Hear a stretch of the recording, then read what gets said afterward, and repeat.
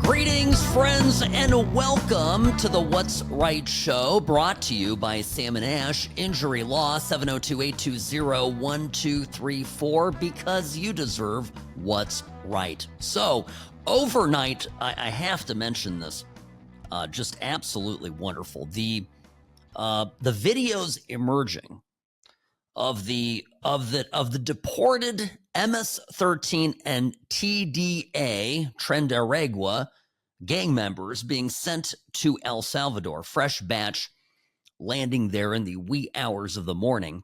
And Marco Rubio, Secretary of State, put on his official Instagram and Twitter accounts videos of this stuff going on. And it was, look, the emphasis here is that the judge, and there was another judge on the 27th who said, you cannot do this.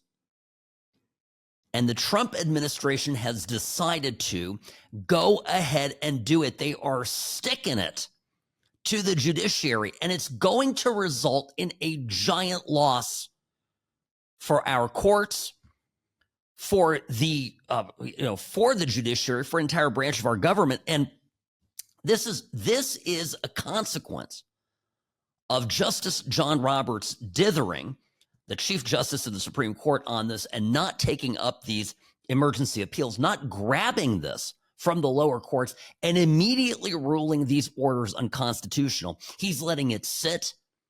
And in the process, all of this stuff now, Trump is he's just saying to them, look, I'm not going to follow what you have to say.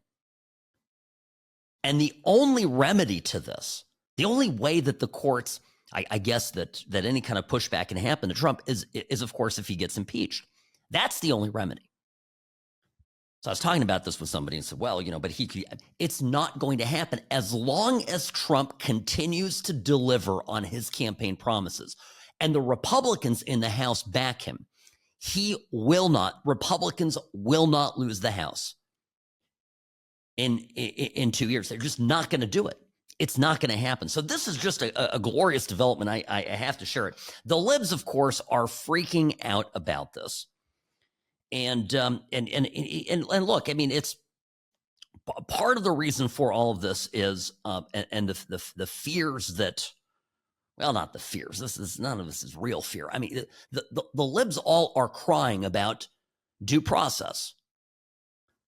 And yet these are the very same people who imported an astounding number of criminal aliens into the country, who operated a government-sponsored mass migration effort of some of the most dangerous people on the planet without any government oversight, without any, I must say restrictions, without any process in place to determine who should be here and who should not be. And so, and by the way, these people that have come into the country, they are, and this is Trump's argument, they're enemy combatants. And because they're enemy combatants, because they've come into the country to do harm, they've got, they're going to be treated like an invading enemy. And under the Alien Act, they can, the administration can simply round these people up and send them off. I think they're going to win this ultimately in the Supreme Court. And I've said it because there's an act from Congress. The president is following an act of Congress. It's good law. It has never been repealed, even though it's an old law. And it would require now Congress repealing that law, which Republicans won't do, for the court to rule that anything here that the president is doing is wrong. So these activist judges are just trying to slow Trump down. They think they have the power of the presidency. And what will come of this is a further erosion of judicial power.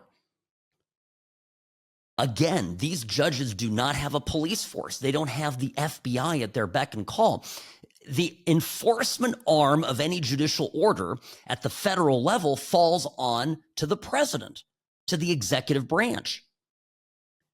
The only way that a court can get the executive branch to do anything is for the executive branch to agree that it's bound by whatever decision the courts make. And the courts, not Trump, the judges here have broken that compact. The deal is that these decisions are supposed to be rooted in law. The constitutional crisis here that every liberal is crying about is not of Trump's making, but of the judges' making. The D.C. Circuit, now the judge in Boston, who on the 27th made a similar ruling about deportations, saying that aliens can only be returned to the country of their citizenship. Now, this is a very narrowly, tailored ruling designed to stop the flights to El Salvador. Now, why are these flights to El Salvador so important? A lot of people are fighting for Trump to be able to do this, but they're not explaining why it's so essential to fight illegal immigration. It used to be conventional thinking under Obama, under Bush, under even Trump 1.0.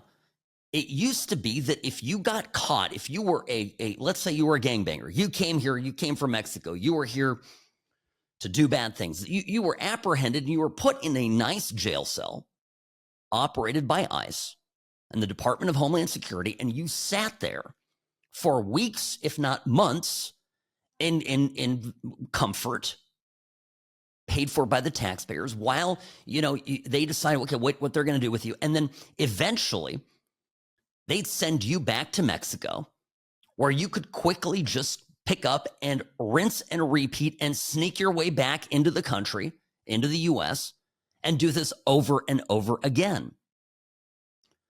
The incentive structure there for people to keep trying was huge because the consequences were so low.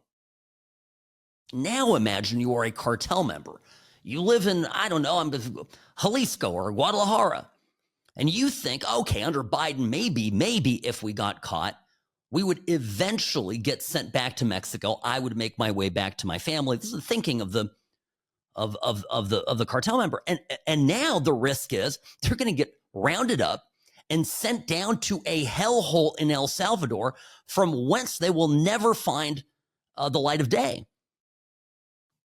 And the marketing behind the reason that these videos are coming up, it's not, I hate to say this, it's not an effort to thumb their nose at Judge Boasberg, though I think there's some element of that in there too. But the thing here that is absolutely fantastic is that every single criminal alien that is thinking about coming into the U.S., that sees the U.S. as obviously a lucrative market for drug trafficking and weapons trafficking and all sorts of illegal activities, is thinking now twice about it, because the last thing in the world they want is to end up in Bukele's prison. And this is going to be the single greatest deterrent that we have for criminal aliens coming into this country that any administration has ever done. And that's why it's so important. And I am convinced that every single person that makes either excuses for the criticisms of the left that this shouldn't happen, or the people that are targeting this, like these judges, that they are showing their stripes. They want criminal aliens in our midst. They want these people loose in our cities, our towns, our communities. They want the mayhem that comes from these radicals in the country. And so this I think is fascinating. And I've told you, we're going to see history play out before our very eyes. We're going to see how these judges here are doing away with the years and years and years of deference that the presidency, right, the executive branch of government has given the courts. And it was really, when you look at it, nothing more than professional courtesy. The only thing that these judges can do is hold the government in contempt. They can issue fines. They can scream. They can shout. They can, I guess, refer Trump and other members of the administration to Congress for impeachment. But as long as there are Republicans in Congress that back Trump And as long as Trump is president and in control of the executive branch, the courts can't even collect the fines because the systems that enforce the fines are operated by the executive branch of the government, the president himself. Never in my lifetime have the courts revealed themselves to be so weak. And trust me, after 4 years of having the Biden corrupt Department of Justice run Trump ragged through these very courts that now are trying to stop his agenda, Trump has nothing but contempt. And every Democrat out there, every mainstream media commentator who says, oh, Trump has contempt for the system. Yeah, right. You know why? Because you all weaponized the system against Trump. You misused the system to target your political opponent. So forgive me for not feeling too bad for any of you now that the shoe's on the other foot and you are living the consequences of your years of bad behavior. I'm going to take a quick break. By the way, speaking of targeting political opponents, big news from France. Europe is always a little bit behind the U.S. The Europeans think they're so sophisticated. They're just following in our footsteps. They're just following. And one of the things that they figured out is if you can't beat your opponent in the polls, if you fear that the people are going to vote for your opponent and you're a globalist and you're a socialist and you want to maintain power, guess what you're going to do? You're going to target criminally your opponent and remove them from the running, just the way the Democrats tried to do right here in our country. Sam Murjovsky, News Talk 840, KXNT. The What's Right show is brought to you by Sam & Ash Injury Law, 702-820-1234, because you deserve what's right. I'm the best. Personal injury law has been the same for a long time. The best. Big egos, greed, and sleazy schemes. We've had enough. Welcome to Sam & Ash, the new standard for personal injury law, where things are done the right way, because you deserve a team that delivers real support and results. When you have both, your whole world can change. Sam & Ash Injury Law, because you deserve what's right.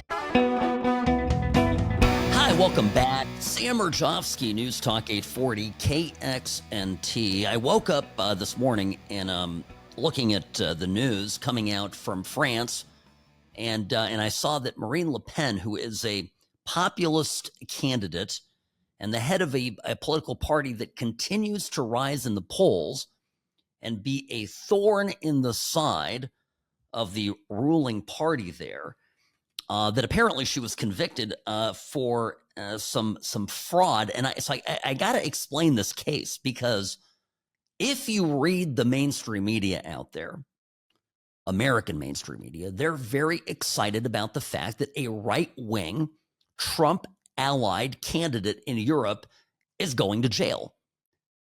They love the fact that she is barred for 5 years for running for president, that she's barred from politics. They're excited that quote-unquote justice was done.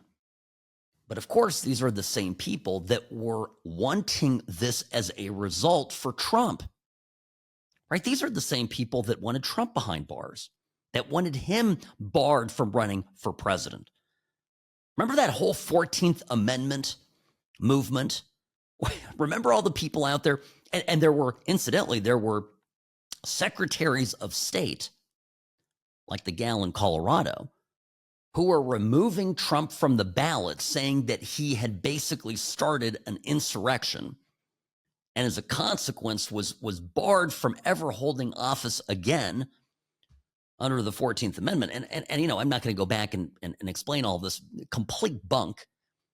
And the courts threw it all out, and Trump was reinstated, and you know, of course, how that worked out. But it's just an example, one small one, of the kind of left-wing fantasies that existed pre-November 5th. So the same fantasies, of course, exist other places in the world. We showed them. Democrats in the U.S. showed these European socialists how to do things, and they're doing it quite well. So what is this case all about? Well, it's the allegation is very simple. In Europe, you have political parties, and those political parties they run for office in the country that they're in. So, for example, in France, they'll run for an office like being in the assembly, which is like being in Congress, and then they'll run. Also, that party will have candidates running for the office of European Parliament. Okay, there's a political body in Brussels. Huge, colossal waste of time, complete loserdom. But anyway, they get some form of money from the European Commission to fund office staff, paper, supplies, etc.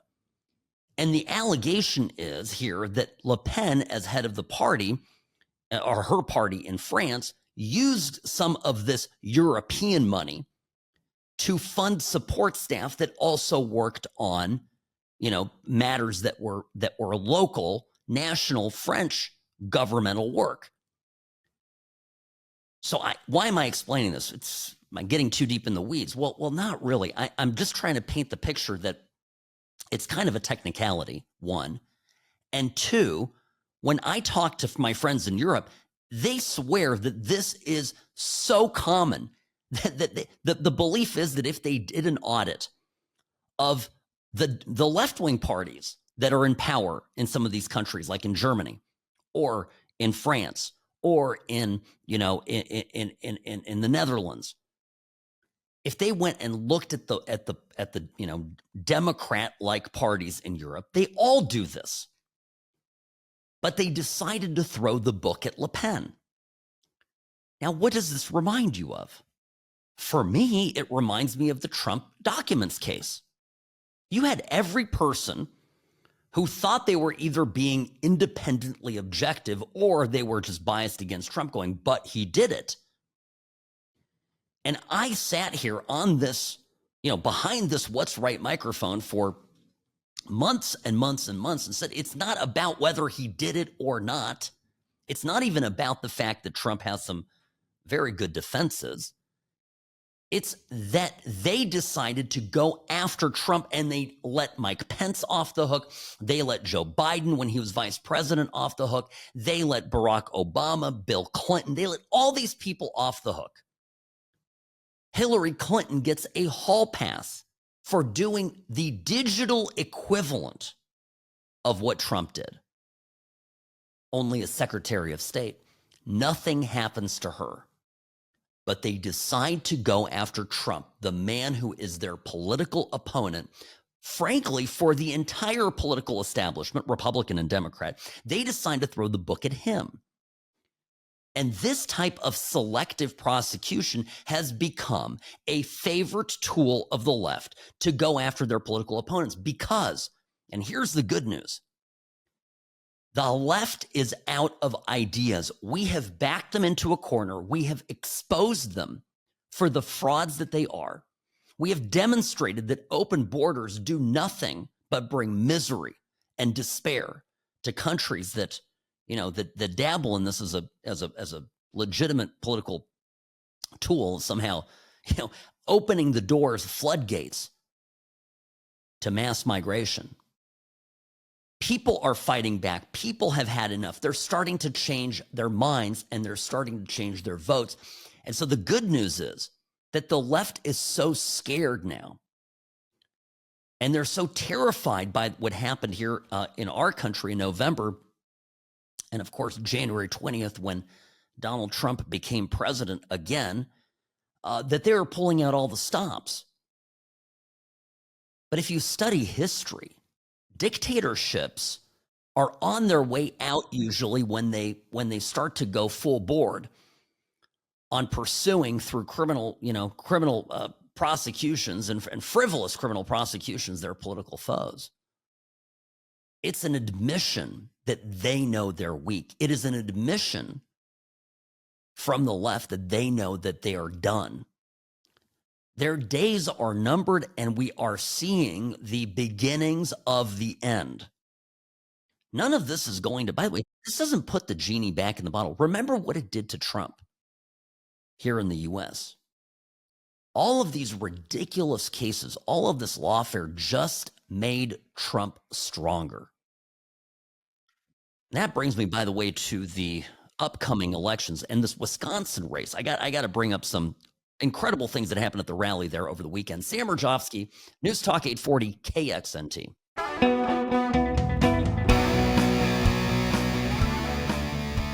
Rarely wrong, always right. Sam Rajovsky, News Talk 840 KXNT. The What's Right show is brought to you by Sam and Ash Injury Law, because you deserve what's right. My email, sam@whatsrightshow.com, sam@whatsrightshow.com. And of course, on X, formerly known as Twitter, @whatsrightsam. Okay. Big election day, Tuesday, April 1st. It is just, and I put that in quotes, it is just a Wisconsin Supreme Court seat. There's a liberal, a Democrat, there's a Republican, a conservative, running against each other for an open seat. Now, liberals right now hold a 4-3 advantage on the court. There's a retirement, though, where a liberal justice, one of the 4 in the majority, is retiring. And so this seat, this race, determines the tiebreaker, right? I mean, it's going to be 3-3 left. You get the point, right? Conservatives could, if victorious on Tuesday, tomorrow, April 1st, could regain control over this court. And it matters because this court is going to hear and decide matters of redistricting, congressional district in the state of Wisconsin. And if the liberals have their way, the districts will be gerrymandered such that Republicans would lose about 2 seats in Congress. Now, if you've been paying attention, you know that the congressional majority, Republican congressional majority, is already razor thin. So this would be, of course, terrible news. So one of the things that everybody was commenting over the weekend, because there was a big rally where Elon Musk actually comes to Wisconsin, and this is at the KI Convention Center in Green Bay, and he holds a giant rally. He even gave away, I think, $2 million to voters chosen at random. And your admission, by the way, into the rally was to show and prove that you voted already in the election, that you early voted. So there was a lot of incentive structure there by Elon Musk to get people to vote. And he brought a guy up on board, Antonio Garcias, who is a billionaire in his own right. And they went to talking about Doge and about Social Security numbers. And so everybody's looking at this going, hey, well, how come we have Elon Musk in Wisconsin? We understand it's an important race. Why is he in Wisconsin? And the answer, of course, is, well, this is kind of important, and it has, 2 congressional seats, potentially be a loss to Republicans. So that's, of course, important. So why are we talking about Social Security? Because, by the way, there's a lot of ideological daylight between these 2 justices. And I'll show you that in a bit. But just to get to the broader point here, why are we talking about these national issues? And the reason is that Republicans under Trump now and Elon Musk and this new team have finally realized how to play the political game. What is the argument made by Democrats right now? How are they fundraising in these districts? Why are they outraising Republicans 10-1 in a Florida congressional, like Florida 6th congressional district, where it was R plus 20 or something like that? It's wild. Republicans outnumber Democrats massively. And Democrats, though, are pouring in record number of cash donations. And the reason for it is they're marketing this at a national level. Democrats are saying, if we win this seat, we can initiate impeachment proceedings against Donald Trump. And of course, this is terrible, and it's not. This is all the ideas the Democratic Party has, but instead we can't lament it. We have to know that that's the argument that's being made. This is what Democrats are saying. And previously, Republicans would just sit there and run a candidate and do their thing and just, be like, oh, okay. I think I've said this a lot of times. The last truly capable Republican congressional politician was Newt Gingrich, who understood with his contract with America to nationalize every single congressional race in the country at the same time, and was able to gain a Republican majority in the House for the first time in decades. So what are Republicans doing? Republicans have decided they're running on Doge. And it's the right thing to do because, of course, the misinformation is the counterpoint, right? The media here is claiming day in and day out that Republicans are there to steal, that Elon Musk has snuck his way into government to steal your grandma's Social Security check.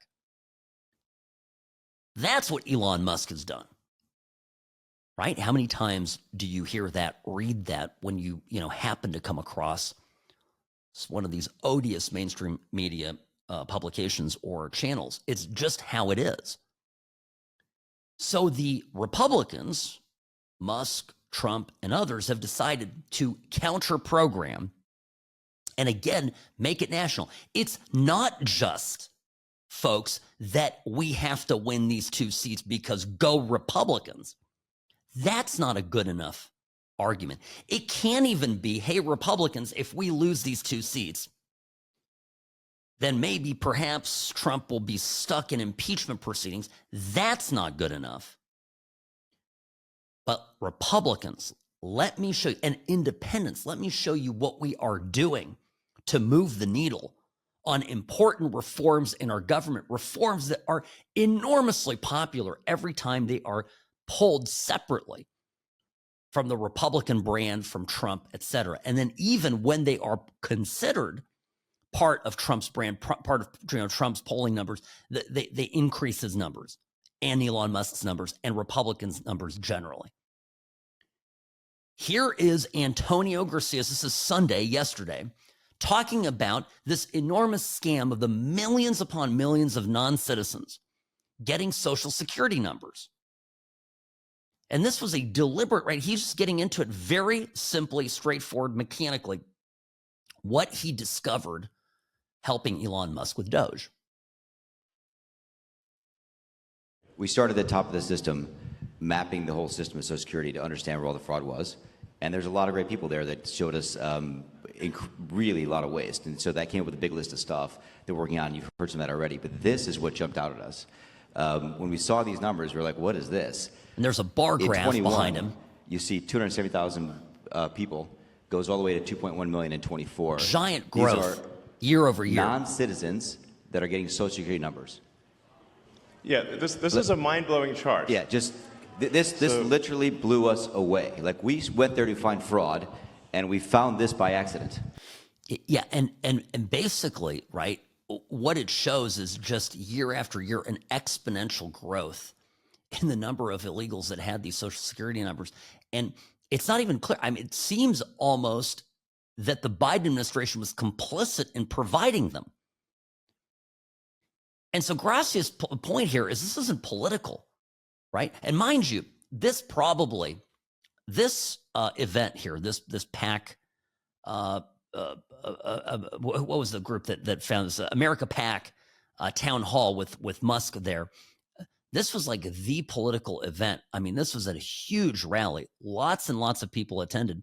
And the video of this spread like wildfire across Twitter, across social media, because it's so glaring. If your citizen grandmother wants Social Security to be intact for her for the rest of her life, if you want Social Security to be intact and available for you when you retire, then cleaning up people who are getting benefits, who ought not to be getting benefits, who are ineligible for getting benefits, who are in the country illegally, who've not paid into the system, for them to be milking this with assistance from the former administration, to me, is something that is a kind of a no-brainer to stop, right? And that's where Gracias says, look, this isn't, I don't know, this really isn't political. And this isn't political, by the way. My parents are immigrants. This country's been great to us. My brother and sister all born in Spain. I'm pro-legal immigration. This is not political. This is not political. Bingo. This is about America and the future of America. And there are a lot of good people in the system that pointed this in this direction. I want to honor them right now, that work in the government today, who took risks to show us these numbers and tell us what's going on. Yeah. So I want to stop for a minute. I want to honor those people today. Very good people. Very good people. I have been from D.C. to Social Security offices to the border to track this down, and very good people have helped us along the way. I want to thank them. Imagine this, right? Here you've got, it's not Elon Musk. By the way, Elon Musk himself is a legal immigrant to the country. But having not just Elon Musk, legal immigrant, but yet another self-made billionaire who emigrated here legally, came here, his parents came to the country legally, who did it the right way.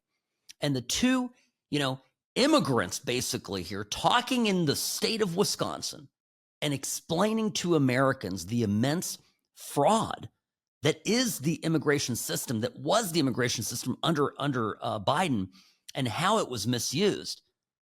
And he explains it flat out. Again, view this through the lens of political conversation and political persuasion. This is enormously persuasive. If you're a middle of the road, kind of maybe even slightly anti-Trump guy, but you're watching this and you go, yeah, I like this. This absolutely makes sense. And you know what, by the way, you know what doesn't make sense is what the previous administration was doing.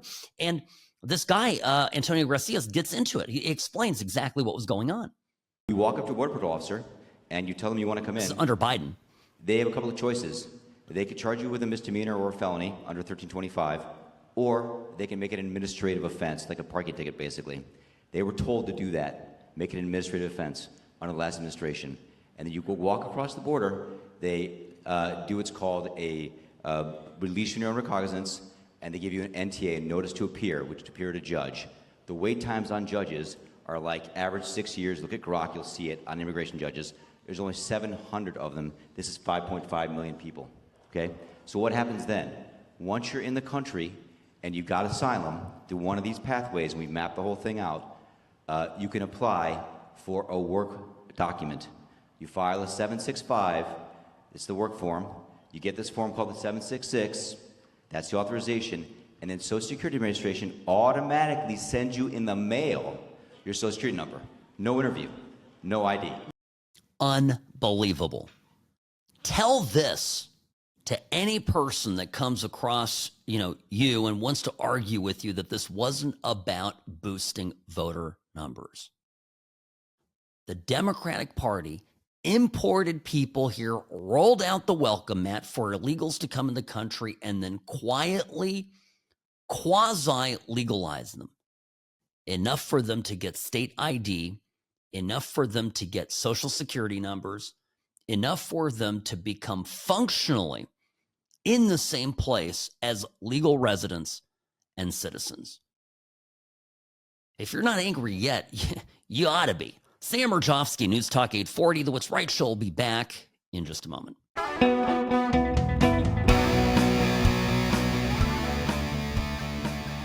It's really astounding when you start to wrap your head around it, how easy the previous administration made it for illegals, some of them really terrible people, to come into the country, to get fast-track legalization, de facto legalization, social security numbers and the like, and now how hard they want to make it for Trump to remove these people and get them the hell out of here. Sam Murjovsky, News Talk 840, KXNT. Greetings, friends.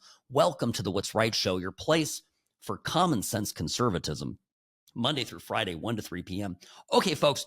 So the rally yesterday, Sunday, Green Bay, Wisconsin. Elon Musk comes out, pulls out all the stops. He brings also Antonio Garcias, who is, a Spanish, I think his parents are immigrants, legal immigrants to the U.S., but he's a good-looking, well-spoken Hispanic guy with an immigrant backstory and a very powerful spokesperson to talk about illegal immigration. Right, we're always battling this slur that the left uses against us Republicans, that we are racist if we dare speak up against illegal immigration. So I think that was also a good move. I don't think it was accidental for the Republicans to use this guy.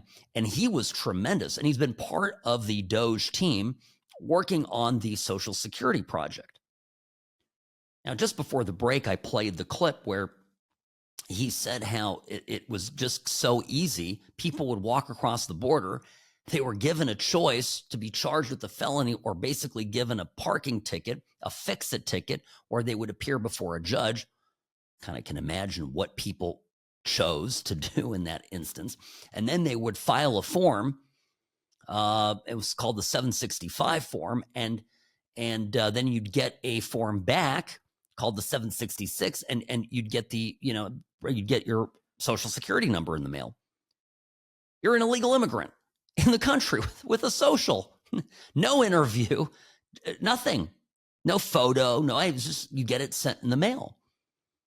And you can see it in the numbers. He plays, he shows a PowerPoint to a crowd in the room. You can hear the gasps, how year over year, exponentially, new Social Security numbers rose and rose. This had nothing to do with more births or illegal immigrants entering the country. This was just a runaway train. And it was, I'll tell you, the other part about this was it was all about illegal voting as a purpose. And Musk, together with Garcias, makes this point. And this was another powerful moment during the rally. People sometimes think that under the Biden administration that he was simply asleep at the switch. He wasn't asleep. No. They weren't asleep at the switch. It was a massive, large-scale program to import as many illegals as possible, ultimately to change the entire voting map of the United States and disenfranchise the American people and make it a permanent, deep blue, one-party state from which there would be no escape. Look, if I hadn't seen this myself, I'm not sure I'd have believed it. I went through it myself and mapped it, and Elon is right. This is true. The defaults in the system from Social Security to all of the benefit programs have been set to max inclusion, max pay for these people, and minimum collection.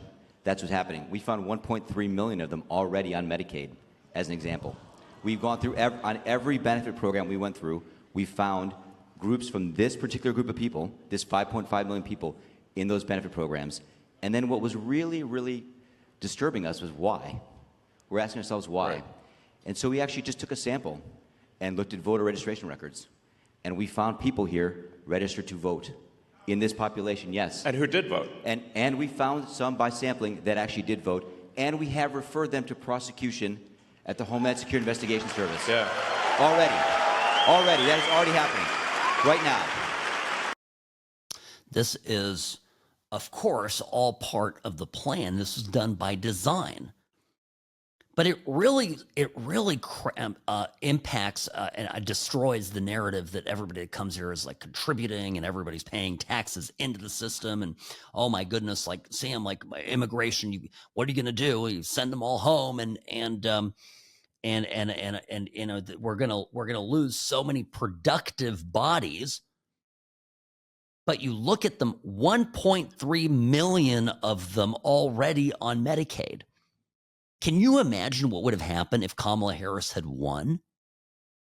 And this madness would have continued yet another 4 years? When some of us remarked that the country would be forever lost should Kamala Harris win, this is, I think, dispositive proof that it very well may have been the case.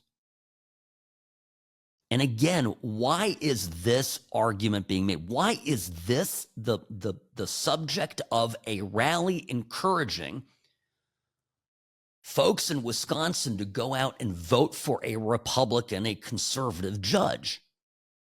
Why is that? Because with Congress in the balance, with redistricting likely, a liberal court in Wisconsin would make the districts, shape them in such a way that would make it very difficult for two Republicans to retain their seats. And it would result in perhaps a power shift in D.C. And what Republicans are finally doing is they're nationalizing the issue. They're going, look, this isn't just some, judicial race, Supreme Court race in Wisconsin. The power balance of Congress, lies in this, and these are the things that are at stake. This is existential. And if Musk and his team are prevented in pursuing this, if Trump is slowed down by a hostile Democrat Congress, we may never get the reforms necessary to make this possible. This is the way to go at it, folks. That's my point. Sam Murjovsky, News Talk 840. Sam@whatsrightshow.com is my email. Be right back.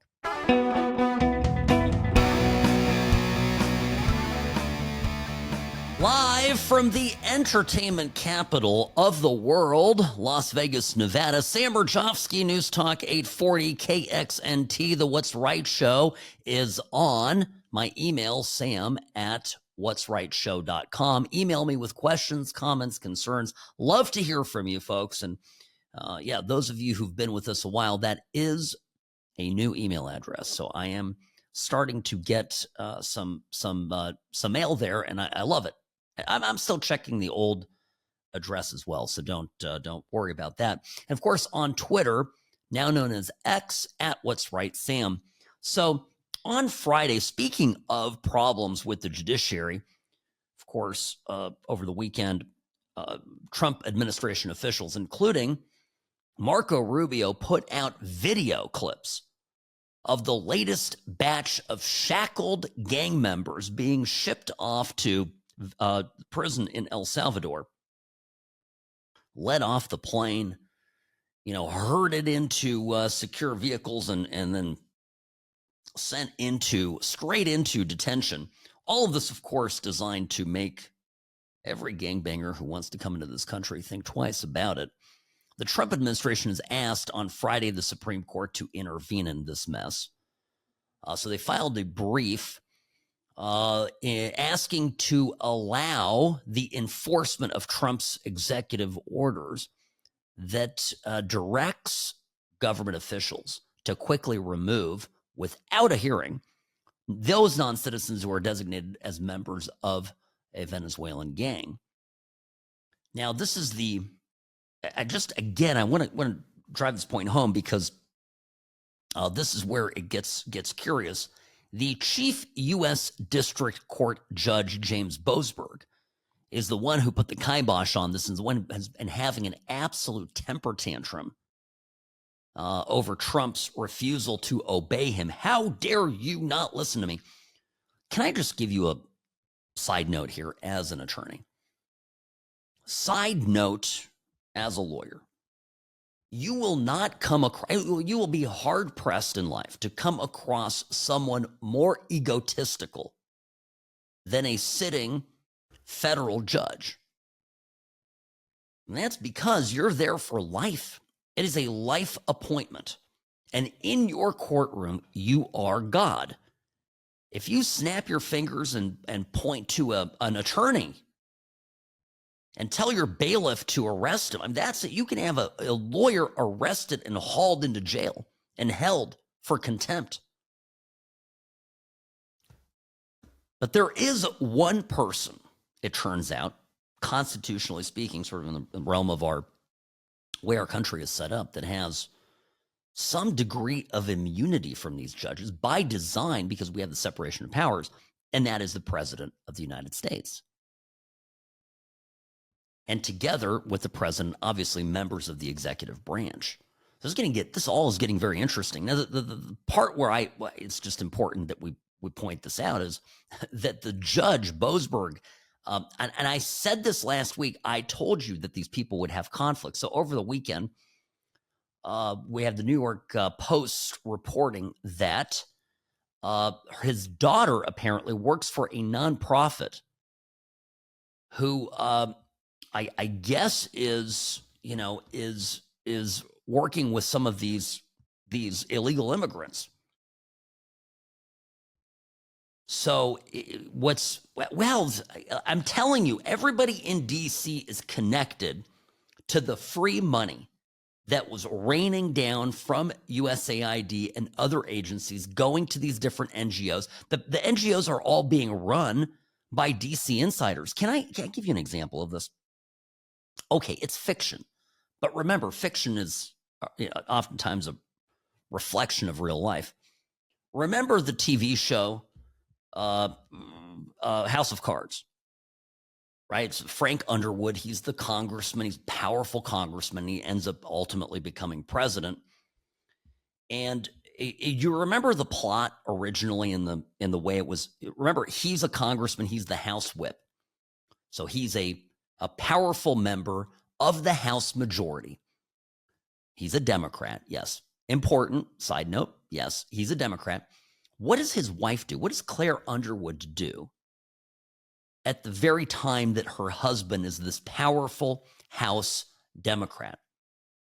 She runs some kind of a nonprofit. And I don't remember this. Was it an environmental nonprofit?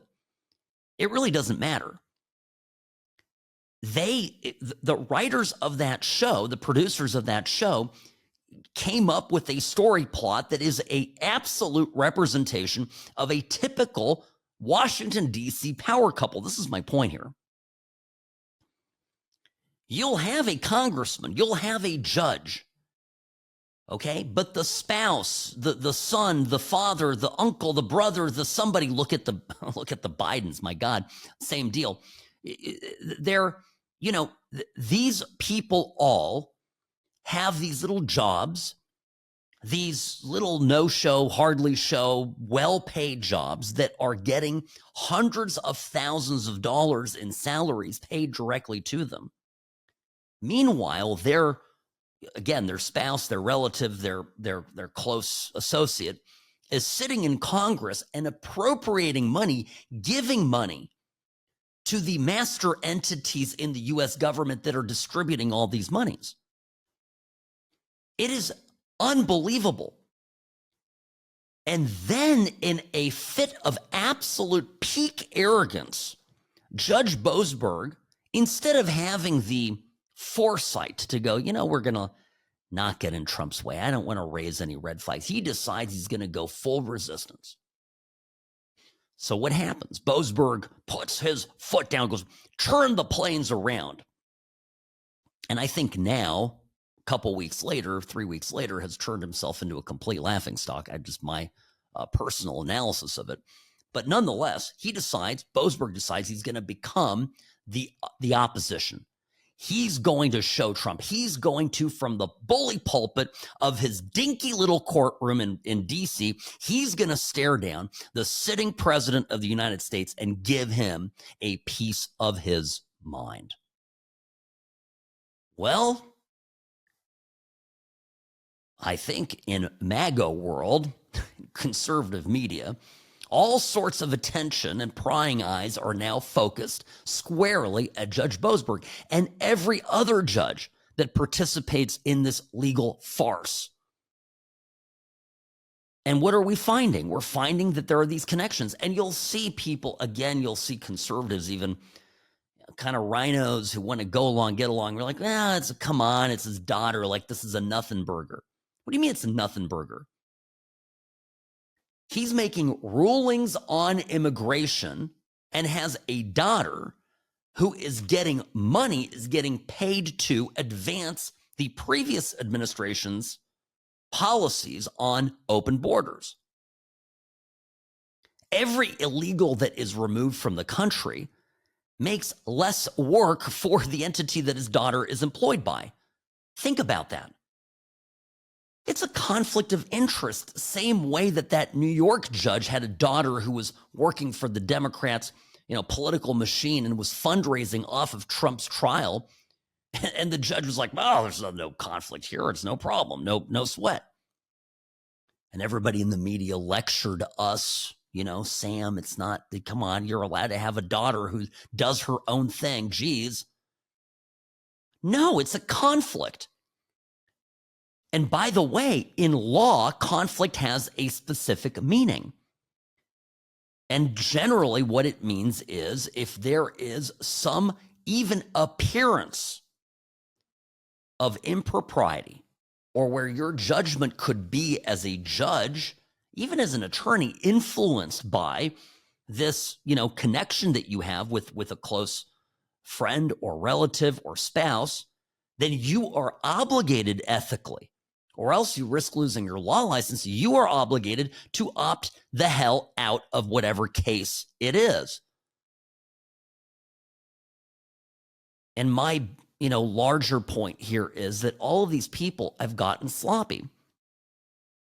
They are so used to being part of the power clique and being untouchable that they think they can do what they did to Trump in 2017, do it in 2025, and they are finding out they are dead effing wrong.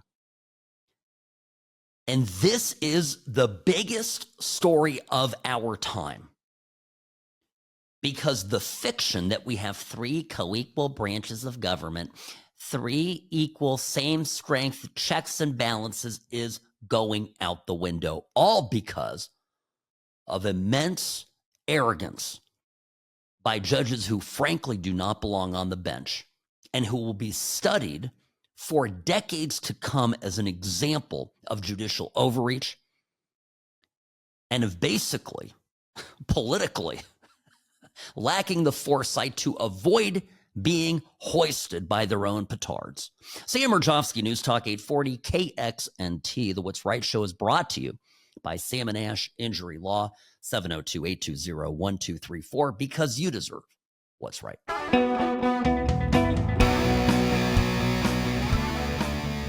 All right, I'm going to say it again, folks. Candidates matter. It does matter who the candidate is. Sam Murjovsky, News Talk 840 KXNT. Lots of hand-wringing, in Florida's 6th congressional district. Okay, this was Mike Waltz's district. Waltz, of course, is a national security advisor who ended up forming the group chat to which the editor of The Atlantic was a party. Yes, this is Signalgate guy. But Michael Waltz resigned in January 20th, 2025 to take the position inside the Trump administration, vacating the seat. The seat is a plus 30 Republican district. And the race is tight. Now, I'll be honest with you folks, I don't know too much about Randy Fine. But if a picture is worth 1,000 words, let me say this. Randy Fine looks like a typical shiny-faced country club porcine Republican. This is everything. He could be a great guy, okay? I'm sorry to say this. I just don't know. But I can't keep track of everything, folks. But I'm looking at the picture. He just looks like a giant, just political ham. And Josh Weil, the Democrat, is like this good-looking, physically fit, nice head of hair guy. I mean, this matters. Fine just looks like a government, political hack. Reminds me of a handful of other Republicans who, over the years, recently have not done particularly well. So, with that, let's look at the race. It still favors the Republican by 9 points because what they're getting into is early voting, right? These are the numbers that matter. Early voting, basically looking at, how many Republicans have early voted, how many Democrats, how many independents. And if you'll remember back in November, leading up to November, we started to see the tremendous advantage that Trump would have with all the Republicans that voted. The problem was A lot of Republicans showed up to vote for Trump, but didn't bother to vote for Sam Brown. Just did not get excited to vote for Brown. Interesting point. Regardless, Fine, the Republican, has lagged significantly behind Josh Weil in money raised. He's raised less than $1 million to Josh Weil's $10 million. So I'm saying 10 to 1. And again, the reason that Weil's fundraising like this and the reason that he's all the support is that he is going to Democrats across the country and say, I will be a vote for impeachment. Let's turn this red district blue. So Harry Enton, the pollster, a poll analyzer, data guy on CNN, said this today to CNN's John Berman. The two of them had a conversation about this 6th congressional district.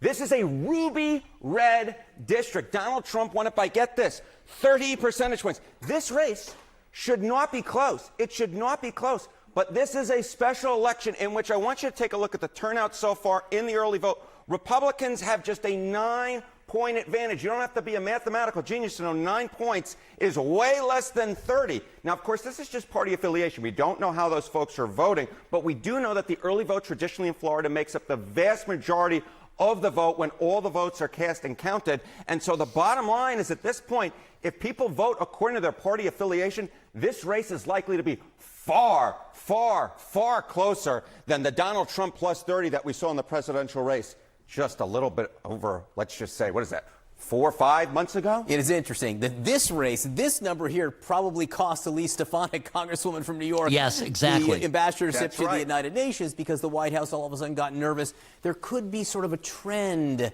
across the country. So talk to me about special elections in general. Would it be surprising to see Democrats do well? Yeah, you know, sometimes you see a special election and say that's a one-off. But what's important here is it's part of a trend. It's not just here in Florida 6th in which Republicans are struggling, it seems to me, compared to the presidential baseline of 2024. I want to take you to the nation at large and take a look at the average 2025 special election in state legislative and federal. And what we see so far is Democrats on average are way above their baseline. We're talking about doing 9 points better than Harris did last year in 2024. So when we see that party affiliation statistics coming out of Florida 6, and you combine it with what we've been seeing in the nation as a whole, I think that is a big reason why Republicans are sweating, quite worried, and why, as Mr. Berman was pointing out, Elise Stefanik decided to actually stay in Congress instead of going off to the White House. Because keep in mind, that district is actually only about a plus 20 Trump district.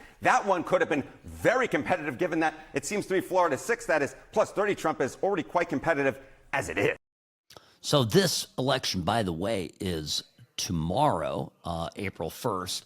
So another reason that I think, everybody's, talking about this. Now, my pushback to all of this, the Democrats and the mainstream media want to read into this some sort of loss of popularity for Donald Trump. I am personally convinced, looking at poll numbers that are Trump's highest, right? Even, certainly highest generally than during the election itself. And then the fact that he is fulfilling his promises, I see that as being something that would certainly, if Trump was on the ballot, if Trump himself were on the ballot, Republicans would and independents would come out and vote for him even in greater numbers than they did in November. But it's not Trump on the ballot. You can pretend it is as much as you want. The only reason that Republicans are remotely interested in this Randy Fine guy is because he is a Republican and he will likely support, Trump's agenda. So that's the scoop here. You need good candidates. It is absolutely essential. So, that's what this is all about. Now, it's a big day tomorrow. We got the 6th district. We've got Wisconsin. And what you're seeing, though, finally Trump came out and supported Randy Fine. I saw this. He was not too keen on this race, it seemed to me. So Trump came out over the weekend and supported Randy Fine. And by the way, ever since then, the poly market, the online betting averages, predictors at kind of where money is moving based on how people are voting on this particular race, has seen a steady decline to Weil's apex at about 13%. So about 8% as when did we check? About 2:30. Well, just a few minutes ago. Yeah, 2:23. 8%. So this is so it's going down. Still has him 8% chance of winning. But the 8 very little is my point. Very, very little. So I think Fine's going to carry the day. All of this Democrat hand-wringing might just be a little bit of wishful thinking, is my take. Sam Murjovsky, News Talk 840 KXNT, the What's Right Show, brought to you by the only personal injury firm to trust. Sam Murjovsky here behind the What's Right microphone. Firm is Sam and Ash Injury Law. Be right back in a moment. The Sam and Ash team, they wanted me to have the best care. They had my interests at heart. I have an enormous amount of gratitude. I cannot say enough thank you.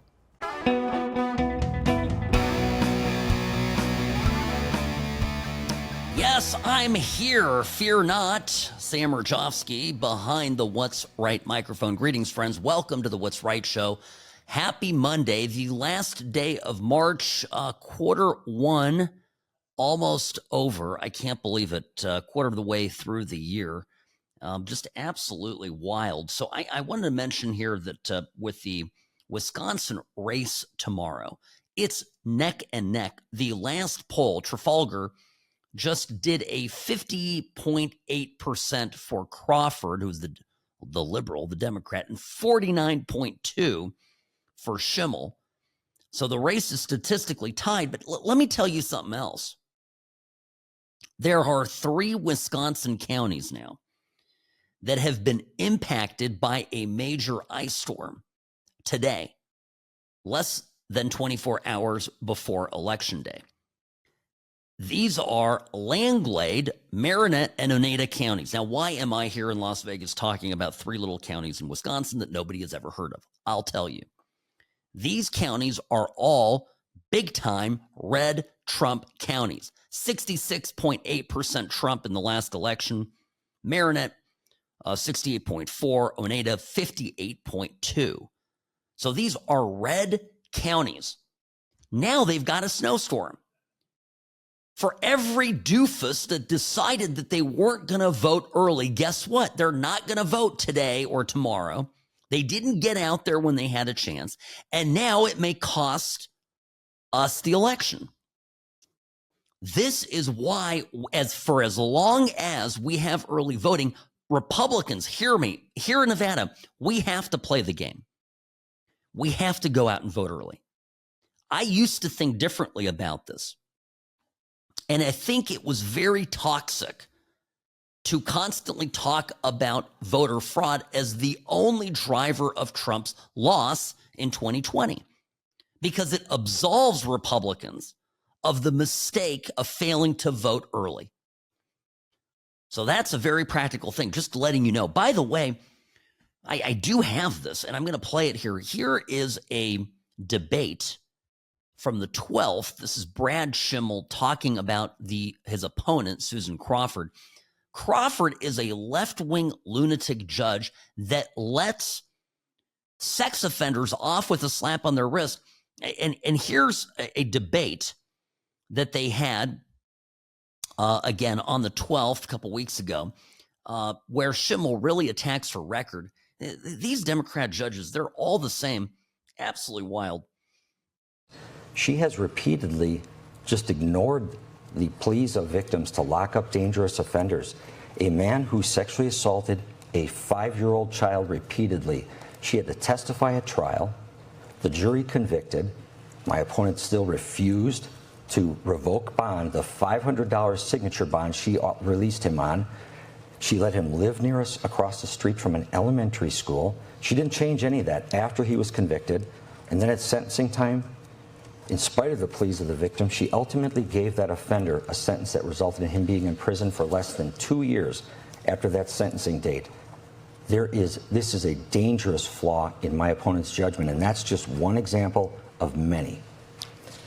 See, now this is a 5-year-old gets sexually assaulted, and this liberal left-wing judge decides to not revoke the guy's bond after he's convicted, also decides to only give him 2 years in prison. This is insane.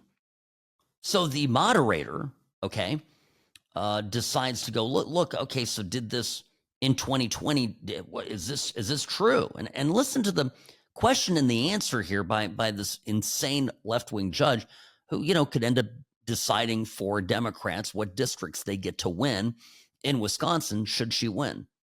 In 2020, you did sentence a child sex offender to 4 years in prison after prosecutors requested 10. Do you regret that sentence? Yes. I don't regret that sentence because I followed the law in that case, Judge, as I always do. I applied the law, which says that judges have to consider every relevant factor in sentencing. You have to consider both the aggravating and mitigating factors. And the Supreme Court has said you have to order the minimum amount of prison time you believe is necessary to protect the public. That's what I did in that case and every other case. And my goal is always to keep the community safe. Yeah, your goal is to let, and this is part and parcel of the Democrat Party platform, allow as many illegal immigrants into the country, irrespective of whether or not they are safe to be here. And then when it comes to criminal acts, to find any available excuse to allow the least amount of punishment for criminal activities. The result that Democrats want for this country is for you and I, decent people, everybody who is a law-abiding citizen, to live in absolute fear. Oh, and by the way, on top of everything, they want to take away your Second Amendment rights. Because they want you cowering in the corner of your home while your house is getting ransacked by violent thugs. And the Democrats presiding over a system that allows them to do it again and again and again with impunity. This just cannot be allowed to stand, right? It can't be allowed to stand. And incidentally, right, it ties into these protests, what they're being called. Remember, January 6th, a riot that broke out for 3 hours, okay, at the Capitol that may have well been agitated by paid operators that were provided by, that were sponsored by the well, some folks in Congress. We're getting to that, by the way. The same people that have complained about that, talked about it for 5 years, absolutely silent on this organized Tesla terrorism.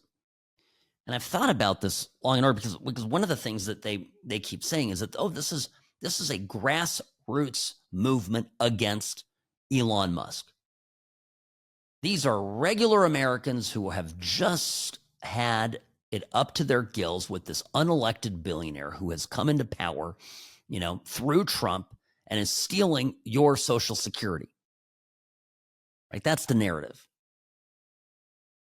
So there was this video Saturday that was uploaded by a Dallas Express staff writer named Carlos Tercios.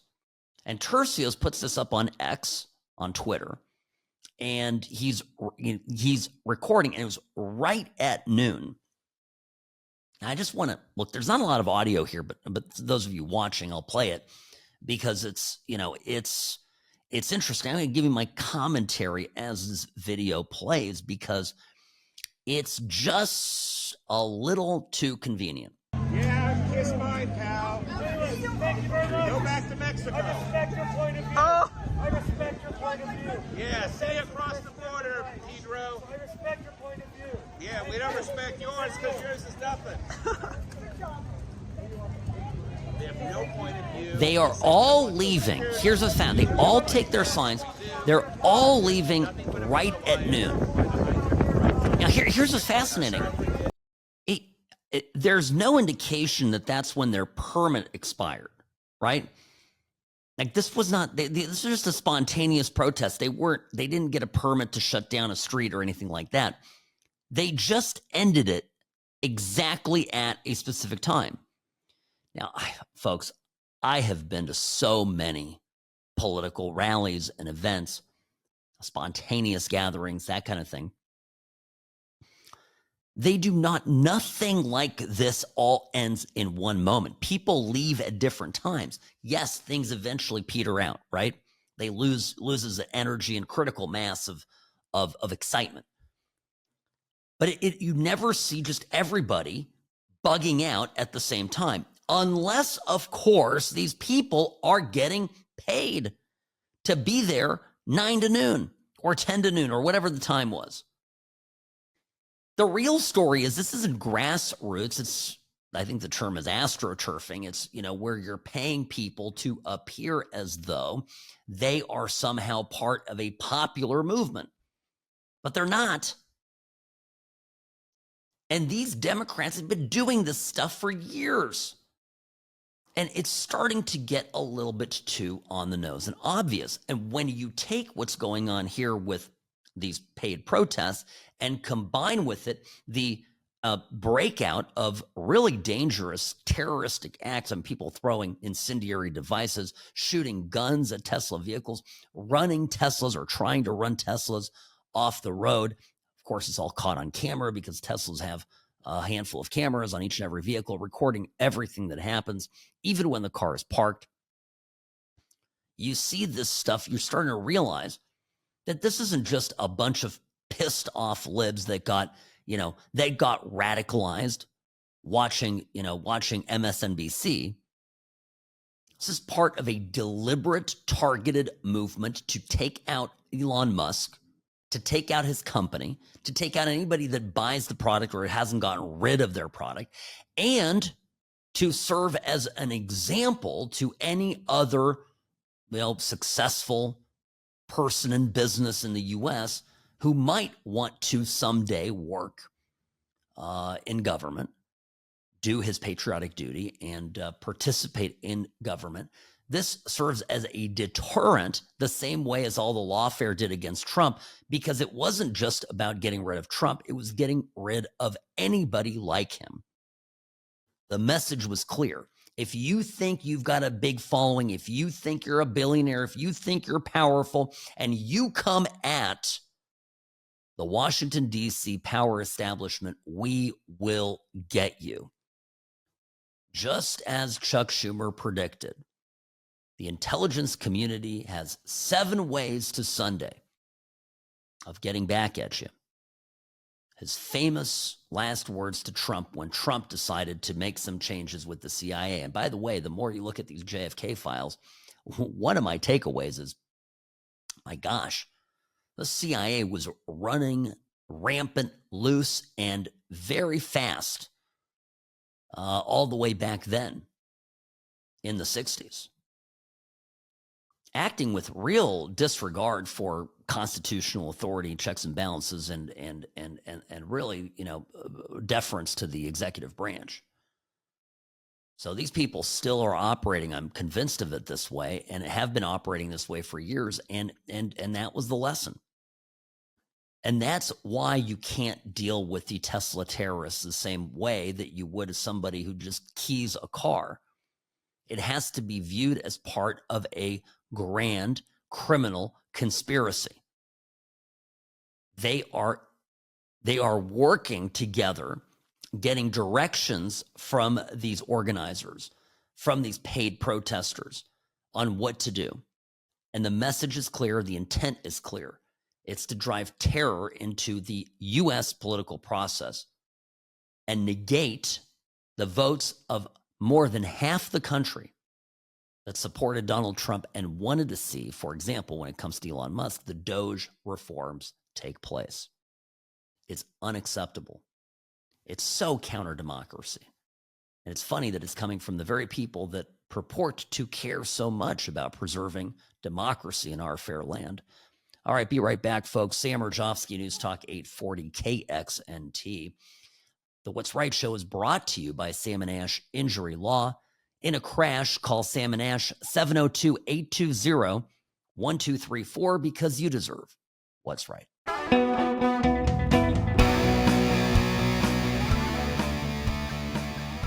Well, yeah, this is a good video. I'm going to play this here in just a second. These Tesla vandals are getting caught on tape, not just by the Tesla cameras themselves, but also by upset owners, rightly so, who have caught some of these folks in the act. Sam Rajovsky here, host of the What's Right show, Nevada's favorite recovering Californian, behind the What's Right microphone. Greetings, friends. So here, this is posted by Colin Rugg today.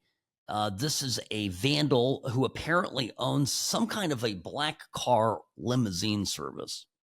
Okay, so he's like a limo company, and there's a little part of it right before that establishes this. Basically, the Tesla owner catches him putting a swastika, keying in a swastika in his car, and you can see that this person, once caught, just turns into an absolute sniveling fool. Listen. Free service. Free service? How about you pay for the repairs? Write a check. You just bought a Tesla. I can wipe it off with a towel. No, it's not. No, it is a hate crime, sir. It is a hate crime. Did you write a swastika on there? I'm sorry you're upset. Did you write a swastika? It didn't even work.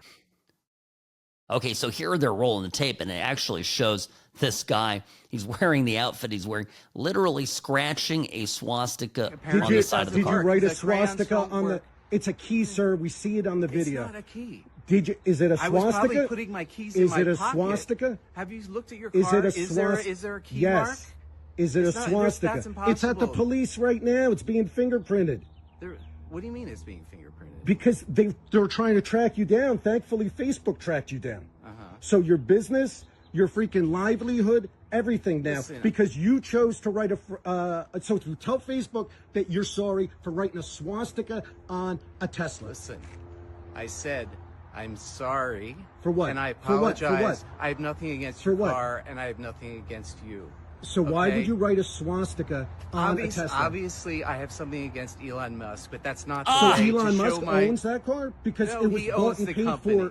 It was bought and paid for a long time ago. That's why it's misguided, and obviously, I did not intend to do this. I did not intend to do it. I always joke about my kids when they do something and they get caught, right? And they go, "Well, I didn't intend to do it." Okay. Well, you did it, right? And this guy, by the way, intended to do it, right? Because the way the law works, negligence is when it's a whoopsie daisy. Negligence is when, you take your eyes off the road and for a second and rear end somebody. That happens. You're still responsible. But an intentional act is where you purposely do something. This guy did it intentionally. He's too stupid to understand the difference between, very basic legal concepts. Now, these people are demented, is my point. And they're dangerous because they are absolute mind-numbed robots that have been programmed by the media, by all these shadowy groups that have billionaires behind them, funding this takedown of Tesla. And this very dangerous real movement behind the scenes to create real pain for Elon Musk, who, by the way, doesn't seem to be backing down. He at the rally he made a joke. Somebody in the crowd,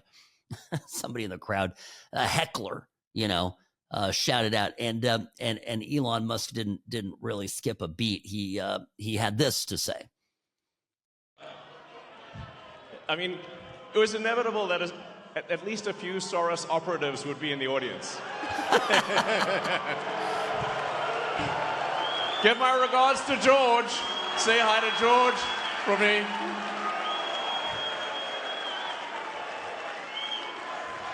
USA, USA, USA, USA. Yeah, this is crazy. By the way, again, I'll say it again. I'll say this. It's a very important point. The Democrats still, another week has gone by where 3 months into the year, they have not articulated a positive, platform, any plan of, 3 or 4 things that they would actually do if elected, if given the chance to govern again. I mean, I know what the Democrats would do. They would open the border again. They would bring back mass spending. They would, they would reinstate all the employees at USAID and bring it back. They would reissue all the illegals' Social Security numbers. But they can't run on that platform. So they're just reduced to going, Elon Musk is a Nazi. And their entire messaging is all negative. Stop Trump. Stop Elon Musk. Stop the steal of Social Security. No, no, no, no, no. I mean, if the Democrats were honest, they would tell us exactly what they would do. There is a lot of things they would do. The problem is everything the Democrats actually did and would do again is really, really unpopular. And so they can't come out and say it. This is why the top leading Democrat candidate for president in 2028, Gavin Newsom, is out there basically pretending to be a centrist after decades in office as a raving, foaming at the mouth radical leftist. I mean, it's actually kind of bemusing if you stop and think about it. Sam Rajovsky, News Talk 840, KXNT. It's a wrap, folks. I'll be back tomorrow. Email me with any questions that you have, sam@whatsrightshow.com. And, of course, you can hit me up on Twitter, on X, @whatsrightsam. DM me there. Follow me. You know what to do. Have a great day. I'll see you tomorrow.